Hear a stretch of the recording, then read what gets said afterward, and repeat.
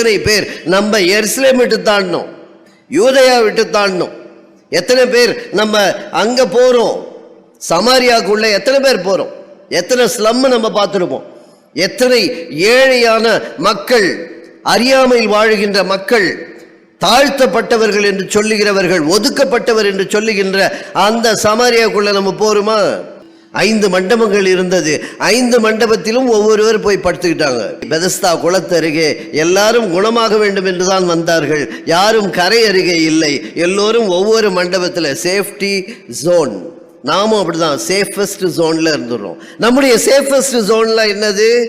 Safest ஜோன்ல எதெல்லாம் இருக்குன்னா, காணிக்கையில் இருக்கு, தசமபாகத்தில் இருக்கு, திருவிருந்தில் இருக்கு. அந்த ஜோன்லயே சுத்திட்டு இருப்பது அல்ல, அவருக்காக வாழுவது அவருடைய திருப்பணி. ஹல்லேலூயா. ஏனென்றால் நம்ம விஞ்ஞானத்தின் அடிப்படையிலே பார்த்தீர்கள் என்றால் கூட, light is faster than sound. ஒலியை காட்டிலும் ஒளி அது வேகமாய் செல்கிறது என்பதை மிக சிறந்த உதாரணம் என்ன? மின்னல் முதல்ல அடிக்கும், அப்புறம் தான் இடி இடிக்கும். ரெண்டும் ஒரே நேரத்தில் தான் ஆரம்பிக்குது. ஆனால் வந்து சேர்வது இடி என்பது கடைசியாக வரும். வெளிச்சம் முதலில் வரும். நாம் உலகத்திற்கு வெளிச்சமாக இருக்கிறோம். ஹல்லேலூயா. நம்மை வெளிச்சமாக அனுப்புகிற கர்த்தர் நம்மை வெளிச்சமாக அனுப்புகிறார். முதல்ல என்னுடைய வாழ்க்கை மின்னலாய் இருக்க வேண்டும். மின்னலை மக்கள் காணட்டும். அதற்கு பின்பு நீ இடியாய் உன்னுடைய பிரசங்கத்தை ஆரம்பி, இடியாய் உன்னுடைய செய்தியை ஆரம்பி, இடியாய் உன்னுடைய நற்செய்தியை ஆரம்பி.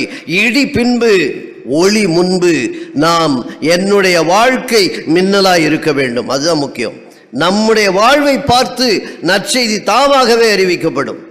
என்னுடைய 5 வித்தான் படத்தில் கூட ஒரு சர்ச்சையாக வைத்திருப்பேன் ஒரு டயலாக். 2 பேரும் பேசும்போது, என்னையா இந்த மாதிரி ஊர் பூரா போய் பிரச்சாரம் பண்ணுறீங்களே அப்படின்னு கேட்கும்போது அவர் சொல்லுவார், நீங்கள் 2 பேரும் பாருங்கள், ஒருத்தர் நாமம் போட்டிருக்கீங்க, ஒருத்தர் பட்டு அடிச்சிருக்கீங்க. நான் எதுவுமே போடல. நான் பேசினாதான் பிரசங்கம், உங்களை பார்த்தாலே பிரசங்கம். வாழ்வு சாட்சியுள்ள ஜீவியம் என்பதுதான் நம்முடைய அடையாளமாய் இருக்க வேண்டும். அதுதான் நம்முடைய அடையாளம்.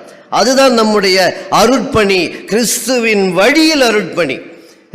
முக்கியமானது பாருங்க, கிறிஸ்துவை கண்டதை மெல்லிய சத்தத்தில் சொன்னார். மனுஷகுமாரன் வலது பாரிசத்தில் நிற்கிறதையும் காண்கிறேன் என்றான் என்றுதான் இருக்கும். முதல் சத்தம் அறிக்கையிட்ட சத்தம்.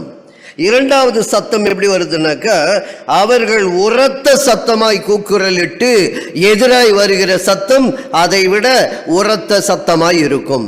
நாம் அறிக்கை இடுகிற சத்தம் மெல்லிய சத்தம்.